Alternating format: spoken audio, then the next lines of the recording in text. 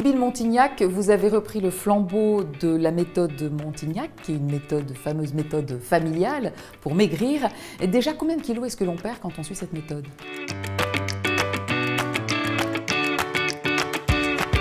Alors généralement, lorsque l'on suit la méthode Montignac, on observe une perte de poids qui va se situer entre 500 grammes et 1 kg par semaine. Cette perte de poids est à évaluer sur le long terme, c'est important, puisque d'une semaine à l'autre, on va pouvoir observer des variations qui sont tout à fait normales. Alors cette méthode repose sur ce qu'on appelle les indices glycémiques des aliments. Est-ce que vous pouvez nous en rappeler le principe ? L'index glycémique, c'est la capacité d'un aliment donc, qui va contenir des glucides à augmenter la glycémie après son ingestion. Plus l'index glycémique va être bas, plus on va orienter donc vers la perte de poids, puisque la sécrétion d'insuline sera moindre. On a notamment dans les index glycémiques bas les légumineuses, comme les lentilles, et on a aussi par exemple le chocolat, à condition qu'il soit à 70% de cacao minimum.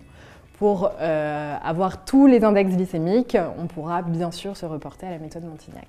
Alors, est-ce qu'il existe des profils plus ou moins adaptés à cette méthode ?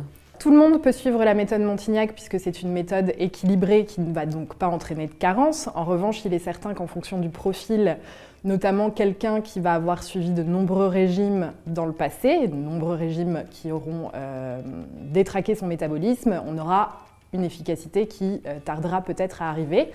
En fonction également d'autres facteurs comme la prise de certains médicaments ou bien certaines pathologies comme l'hypothyroïdie, ce sera un peu moins facile d'enclencher la perte de poids au départ.